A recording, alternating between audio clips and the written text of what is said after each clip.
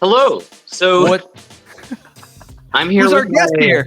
Yes, I'm here with Michael, my assistant. What I guess it is official. Well, it is unofficially spooky season.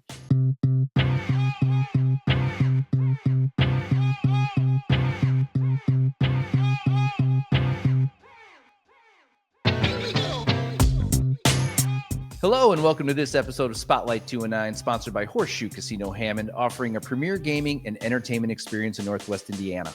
On today's episode, we are diving into the NWI food scene with Times food writer Aaron Dorman. Aaron? Hello. So What? I'm here. Who's our with guest here? Yes, I'm here with Michael, my assistant. What I guess it is official. Well, it is unofficially spooky season, and so there is a lot of opportunity to get into that in NWI. There's a lot of food stuff going on. Everybody's got like pumpkin, whatever, like Bow's pastry or Blade pastry. You know, you get your pumpkin flavored macarons or your pumpkin juice. I don't know if you can get pumpkin juice anywhere, but anyway, one of the funnest things that I found that people can do if they want to celebrate this season, Halloween, spooky season, whatever, is there are multiple places where you can do haunted pub crawls in the region. And so I had the pleasure of going on I think there may be multiple companies, but I went on a tour with Chaos Tours. Okay. And it's run by Michael. His name is Michael McDowell, but Denise Gundelock and Earl Gundelock are the people who were my tour guides. I went on a tour on Saturday of downtown, a haunted tour pub crawl of downtown Valpo. They do one in Valpo and they do one in Crown Point. Now, I have been to some of the places in Crown Point. I don't know. Were you going to share your? Are you willing? I hear that you have had some spooky experiences in downtown Crown Point. I have, and I did a podcast on it. So if people are interested, it's on my local 209. I think that's my Spotify. But so yeah, I went to the Dillinger Music, like the old jail, and was there with a medium for the night. This is probably back in 2018. It scared the heck out of me, and I haven't been back since. Yeah, so I will say at this tour, this tour in Valpo, for instance, starts in Franklin House, which I guess is like about over 160 years old. I mean, it's 170, like from the 1850s. Watch out. Yeah, I guess a lot of these old buildings, especially in the towns, Crown Point, Valparaiso, they watch out for the basements. Yeah, dude. The spooky, I mean, they have some, whether you believe or not, they have some spooky, like they play some audio recordings of ghosts and things like that. Like some Civil War veteran announcing his presence. It's very spooky. I guess the funniest / spookiest thing, so as they go through the tour, the Elks Lodge in Valparaiso, which is a nice bar, and I recommend people check it out, is in an old building that used to be in the 1920s, it was a morgue. And so one of the trustees of the Elks Lodge takes the guests on the tour down there, and shows you basically they're using where the morgue is as a storage area, and the place where they used to store bodies is where they're storing their beer, where they're chilling their beer. So, it's very So it's definitely fun and spooky. They take you around the courthouse. I think in both places they take you to where there was an old jail in Valparaiso. And then they just take you to some bars. They took us to Radius and Peddler's Pub, and I'm not sure if there was specific ghosts attached to them. But it's just a good excuse to hear whether or not you're a believer. If you're a believer, or if you are very fascinated by the supernatural, you'll get a sense of where to find some ghosts or creepy things around the region. And if not, you'll still learn some really interesting history about the region and stuff like that. I learned things I didn't know or hadn't heard in a long time about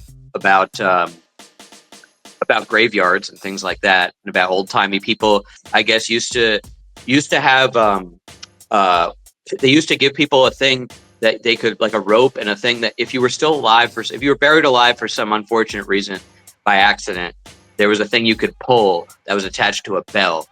And I guess that was what the term graveyard shift comes from. Is people would have to be, there would be people assigned to the graveyard to monitor in case anyone had been incorrect. You know, I guess back in old timey days when people have diseases and things, I guess, you know, confirmation, you know, you didn't get full confirmation somebody's dead, which is pretty terrifying or whatever. So, yeah, I believe that's where the term "Saved by the Bell" came from, right? Yeah, exactly. So, yeah, and I've heard stories of people driving their Teslas through graveyards, and like apparitions show up on their GPS on the monitors. Oh, okay. So I've never done it. I don't know. I don't own a Tesla, but mainly because I don't know. I don't want to go through a whole nother level of trying to charge something else overnight. Okay. But that sounds crazy. And you're right. These old areas are just rooted in just history of this area. I know that like even below this office is in Crown Point Courthouse. And we across the street, there are tunnels that definitely kind of come all the way to this courthouse. Oh, yeah. Okay. That's the thing, too, which is it's like fun and creepy to think about. Yeah, I guess I don't know if any other places have Hammond or anything, but I know Valpo also they're like coal and mail tunnels. Yep. And some of them are closed off. They're all down there. So it's like there's this subterranean world beneath our feet. Crazy. So when are these haunted tours going on all the way through October? Yes, I'm sorry. Yeah, I guess that's a great question. So they are going on through November. Yeah, through Halloween every Saturday. Awesome. And I'll add another shout out to Crown Brewing. I know they do a pumpkin beer that's one of their biggest sellers all year. So there's that. You did this is a pumpkin drink, and then obviously it's donut season at County Line Orchard as well. So. Oh, yes, I do really like, they have some incredible donuts. Was it County Line Orchard is doing a couple new promotions. I think they've partnered with Vienna Beef, and they're also they're hawking something called a goat float, which is, I guess, as in greatest of all time. I'm not too disappointed it doesn't have goat's milk or goat products, but it's like some heavy duty apple cider float that. Whoa. They are very excited about. Yeah. Okay. So what else can you give the viewers that is going on locally, food wise, that you've kind of encountered over the last couple of weeks? Sure. So there's two really fun new places in Valparaiso that I would recommend. I've been to and I recommend people check out. There's a new hot chicken place near the university called Brewman's, BRU. If you like chicken, if you like the spicy chicken sandwich at Chick-fil-A or anything like that, they have I don't know. If you're familiar with the Nashville hot, it's like spicy cayenne peppers, but I guess a little sweet as well, kind of thing. Almost like maybe like barbecue sauce or whatever. But their sandwiches are really good. They do a really nice job. You can get your sandwiches, from a level of, mild to extremely. I've tried the hottest of the hot, and it was very hot. It's a fun challenge for anyone. And it's like you go in there and basically they just have like a couple of varieties of the Nashville hot chicken sandwich. They have drinks and fries and things like that. And then there's a new Detroit style pizza place called Benelli's, and they had some good stuff. If you're in Crown Point, you can get some really good Detroit style pizza's been having an extended moment for the last few years. There's some really good Detroit style places around the region. The Benelli's has joined the ranks. I know Carriage Court does some really good Detroit style.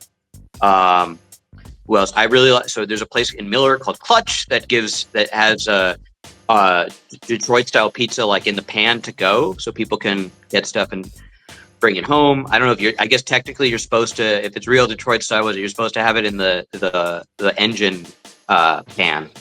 You're supposed to bake the pizza in the engine pan. I don't know if you're supposed to bake the pizza actually inside the hood of the car, inside the hood of a GM or something. But anyway, so there's some fun stuff. Also in the so there's it's not a new brewery, but they have a brand new location.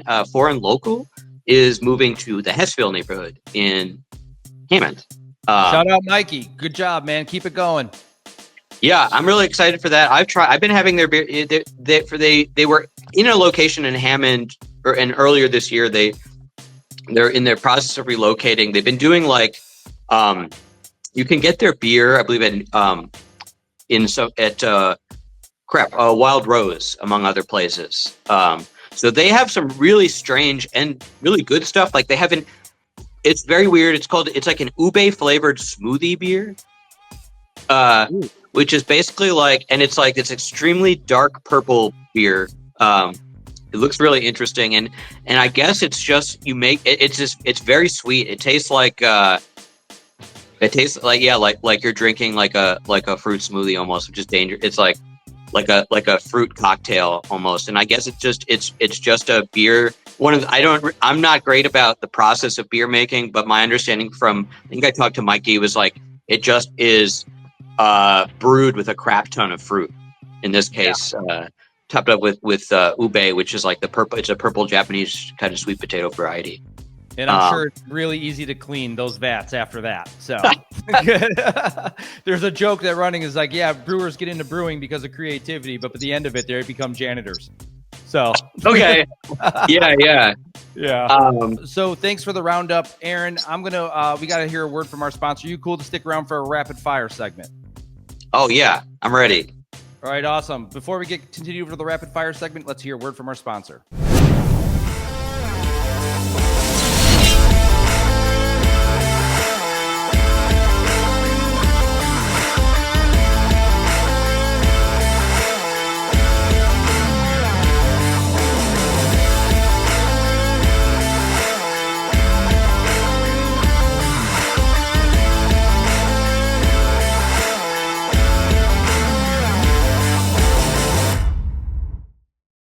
So, Aaron, are you ready for rapid fire? Let's do it. Okay. So, is there a type of food that best describes your personality, and why? I guess I'm gonna go with, let's say, like a classic deli. Let's go with a corned beef sandwich on rye, a corned beef Reuben on rye. And how come? Well, how does that describe you? So I don't know. I like to think of myself as eclectic or creative or whatever. But one thing I think is I'm pretty stubborn, and I can be pretty old fashioned, even when I don't realize it. So I'm from upstate New York. I grew up on deli sandwiches. I don't know. It was always such a nice memory of mine. We visit family in New York City. We'd go to like a classic New York deli, or go to visit my grandparents in Florida. There's extended, all the old New York people brought delis food to South Florida. So I'm very excited. I'm in Chicago. I've made some 2 a.m., 3 a.m. runs to the 24/7. There's a place called New York Bagel in Bialy on the north side. Oh, cool. And definitely, yeah. And that explains your Mets fandom. I didn't know that. That's awesome. Yes. Okay. Yeah. That's why I'm a diehard Mets fan. My parents are. So yeah. Good answer. That explains it. Yeah. I've learned a lot about you there, Aaron.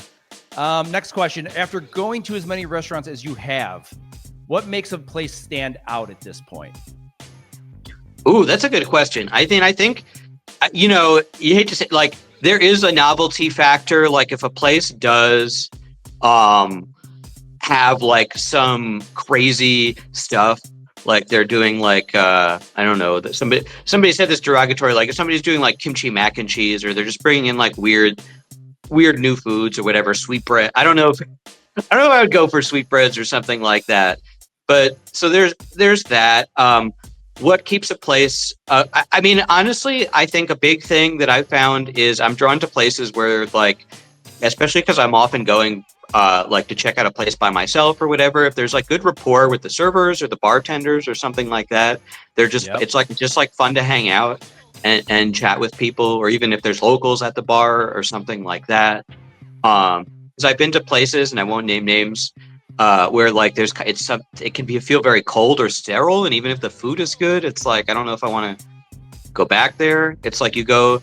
I think especially it's like you need to have an experience of some kind. And I've been a server. Like, I'm not somebody who says that I don't like people, like the idea that like the customer isn't always right, in the sense that like I don't want people to feel like you have to deal with annoying customers or things like that. But I think that's something like I'll be like, there's certain bartenders or people who are like, oh yeah, I'd like to come. If I'm in the area or something, I'll even stop for a drink. Like a place like Fuzzy Line or something. I just know that people are going to you're either going to like run into some fun locals or be able to have a nice chat with the. I've always had fun experiences going to like Asparagus. If Tammy Pham is in, she always makes a point of saying hi. And is like, ooh, I made check out this new cocktail I made or something. So shout out Fuzzy Line and Asparagus. Great response. And then last question, you're on a deserted island and 3 meals wash ashore. What meals would you hope they would be? Ooh, okay. I'll just rapid fire. I'm just going to say the first 3 things that I guess like barbecue lobster mac and cheese. Let's go with that. That's the first thing that came into my head. How about like a 6-pack of, Kona beer. I really like their Big Wave? Their signature. What? The Big Wave? Yes. Oh, that's like, beer. I think that's my favorite of like just kind of the clean, like the easy drinking beers. That's a good thing for a deserted island. You can like pretend you can ignore the fact that you're trapped and could die on this island, and you just enjoy like a nice island beer. Awesome. Those are all great responses. What's okay. the third? Go for the third. Third. I was like, a third is, I guess, a pastrami corned beef Reuben. It'll take me back to my childhood before the very end. That is my favorite sandwich in the world, by the way. Oh yeah, I will say that pastrami on rye, man, with hot mustard, the best. It's so good. So, Aaron, if people want to keep following what you've got going on, your new adventures, what you have happening, where should they go and how can they do it? I guess they can go to nwitimes.com. They can check me. They can, look up my stories. We have some videos. Yeah, I'll be out and about on some adventures. I know you did something with for the Taste of the Farm. That's tonight at Fair Oaks. I'll be going to some Oktoberfests. And so, I guess that was a really long-winded answer. People just go to nwitimes.com and check out our incredible coverage, including my food and drink. Well, Aaron, thank you so much for joining. It was awesome catching up, dude. Thank you. Let's see. Goodbye. Have a spooky. Watch out for. So, all right, cool. All right. Thanks, Aaron. So thanks for watching this episode of Spotlight, and make sure to check out some of the events going on at the venue at Horseshoe Hammond, including Lamb of God this weekend and Patton Oswalt on October 10th. To find out about all things happening in the region, go to the Times website at nwI.com or on their socials. And please check out the Eat Local 219 app, both on iTunes and Android. New episodes drop every week on Thursday, so be on the lookout. Thanks again for watching, and have a great weekend.